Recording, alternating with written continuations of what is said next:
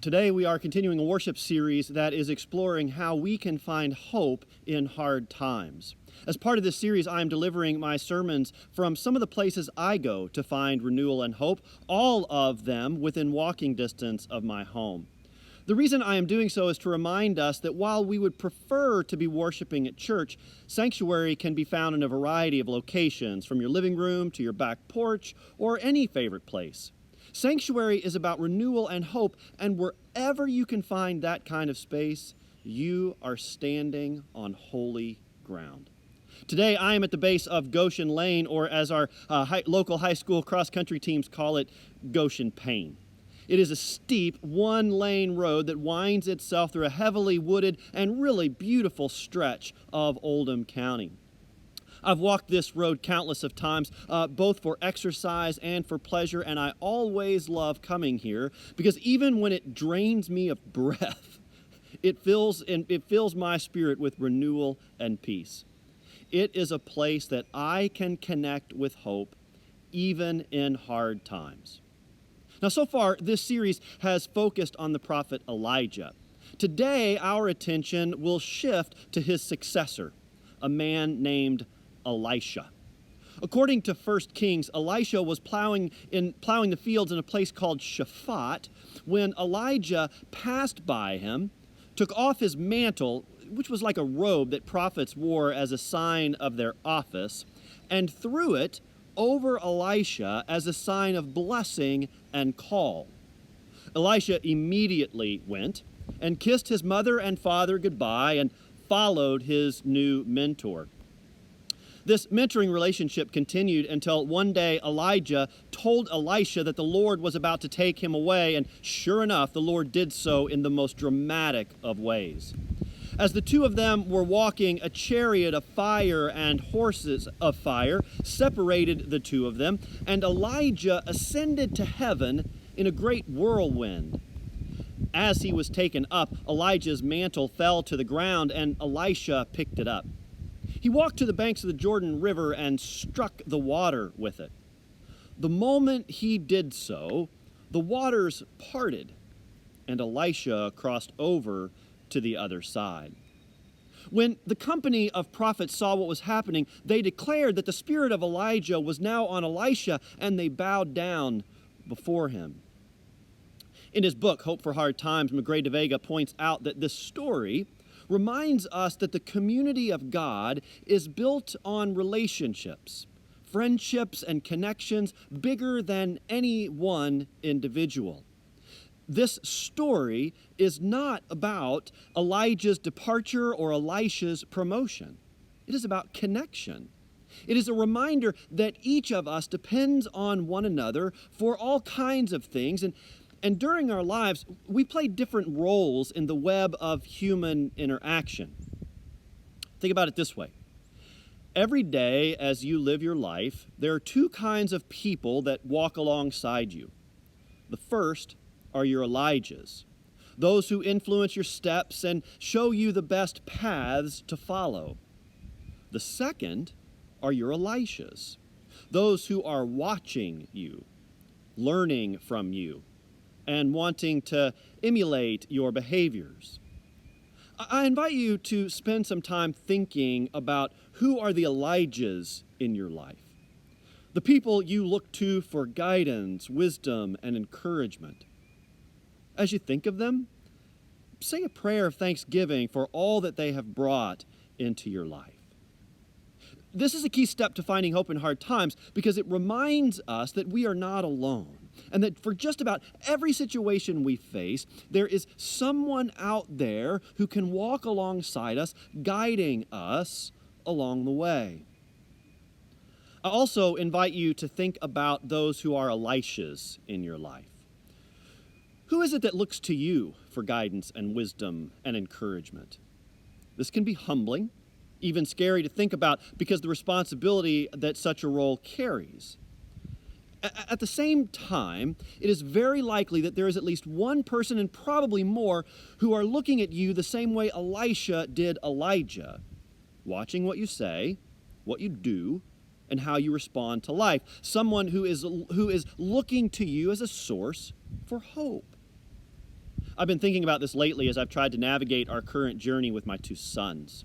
They have a lot of questions about what all this means and where all of it is going. They are worried about the future and if they will get to do some of the things that they love to do and have worked so hard to have the chance to do them.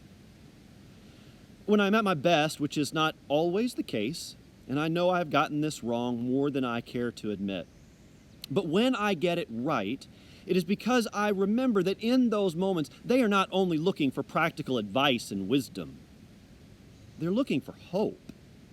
They need someone who has been around the block, who has experienced hard times before and gotten through them, letting them know that they are not alone. And while things may look different from what we imagine, there are still plenty of things to look forward to. I wonder, how are things going with your Elishas? What might they need from you right now to find hope in the midst of this particular time in our world? Take a moment and prayerfully consider how you might be a presence of grace for them in the days to come. In so doing, you may find that your efforts to care for them may end up providing you with some much needed hope as well. I want to turn our attention now to a story that takes place early in Elisha's prophetic journey that echoes one that happened early in Elijah's journey. There was a widow who found herself in a very difficult position. She was in debt to a creditor who was demanding that she pay up or hand over her children to become slaves as payment for what she owed. Upon learning about the situation, Elisha asked, "What do you have in your house?" She replied, "I do not have anything at all except for a small jar of oil." Elisha then told her to visit every neighbor and friend that she had and ask if she could borrow empty vessels, as many as they had, making it clear that she was not just to find few, but as many as she could possibly find. Once she had done that, and she and her children were to go into their home and shut the door. Then she was to take her one small bottle of oil and begin pouring it into an empty vessel. She did so, and as she did as the prophet said, taking her small amount of oil and pouring it into that first vessel, when it reached the top, they put another empty vessel in its place, and she just kept pouring.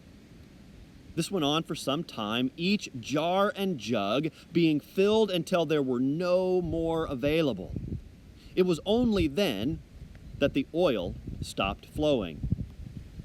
Astonished beyond measure, she went to Elisha and told him what had happened, and he said, "Go and sell the oil and pay your debts, and you and your children can live on the rest." One of the responses I often get when telling a scriptural story like this is for someone to ask why we don't see more miracles like it in the modern world. After all, if God can provide endless amounts of oil for this widow, or a daily supply of grain and oil for the encounter Elijah had with another widow, and if Jesus can take a few loaves and fishes and feed thousands of people with enough left over, why can't God do something like that today? Talk about something that would be a gift of hope in these hard times. Listen, while I believe that God works in ways that cannot be explained and that there are miracles that happen in our modern world, I can't help but wonder if there's another message to be found in this particular story about what miracles can look like. First, it is important to note that upon finding herself in need, the woman in the story asked for help. That is not always the easiest thing to do, and for some of us, admitting that we need help is among the hardest things we will ever do, if we are willing to even do it at all. Friends, it is okay to ask for help. It is not a failure or a sign of weakness. It's just part of the human condition. And at some point, every one of us is going to need help. I also encourage you to take note of Elisha's response when the woman asked for help. He did not judge her in any way. He did not ask her how she came to owe so much money to someone else or why she didn't pay it back on time. He heard her cry for help. He saw the injustice of her children bearing responsibility for something that they had nothing to do with, and he responded. No judgment, no shame, no lectures, just grace.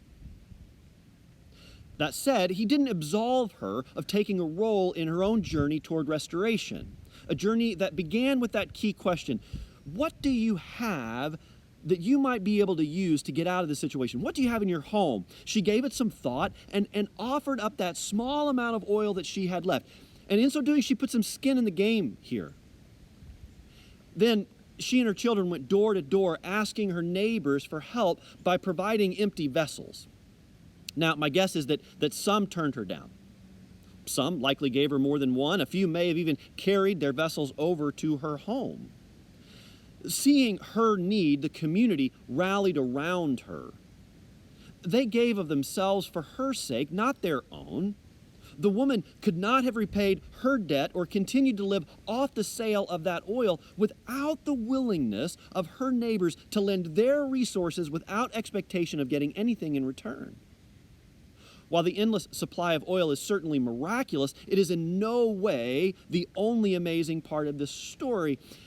There is plenty of amazing to go around here, and the miracles of generosity, sacrifice, compassion, and grace are certainly in play here. As we seek to find hope in the midst of these hard times, I want to invite you to focus on the instructions that are at the core of this story. Keep pouring. If you are struggling right now and are in need, please ask for help. Then take inventory of what you have, not just your own material resources, but take inventory of your community, your family, your friends, your church, benevolent agencies and programs, those who might be able to provide you with some of the vessels that you need to get through this. Pour yourself out to them, your needs, your worries, your fears. You are not alone, and we are not here to judge you, shame you, or lecture you. We are here to help you, to provide grace just as we have been provided grace through the love and care of Jesus Christ. For those of you who are not in crisis or in immediate need, keep pouring. Take inventory of your resources and see what you may have that can be offered to others. Financial support, physical support, emotional support, spiritual support.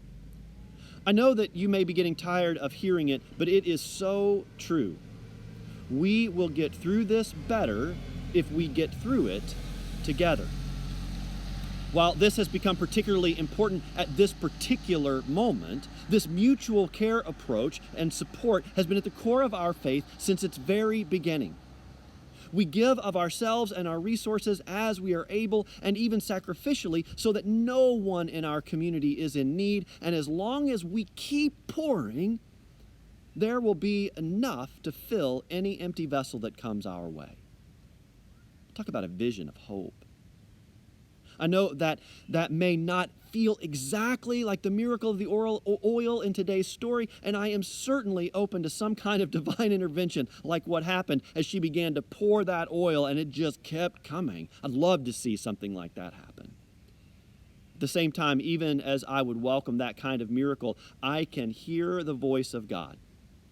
Well, actually, I hear the voice of Morgan Freeman, who played God in the movie Bruce Almighty, but I can hear that voice saying to me what God said to Bruce when he was asking for some divine intervention. If you want to see a miracle, be the miracle. In other words, keep pouring. Will you pray with me? God of grace and mercy, as we come to you once again in these hard times, we ask that you continue to open our eyes to the hope that can be found in you and in each of us when we live into your vision of Christ-centered community. For those of us who are in need of help, give us the courage and faith to keep pouring out our needs to others so that they can best know how to help. For those of us in a place where we can help, give us the willingness to keep pouring out our material, physical, and spiritual resources for the benefit of others. Grant us wisdom and courage for the facing of these days, and help us to trust in your presence and grace to see us through. We ask this and everything in the name of your Son, Jesus the Christ. Amen.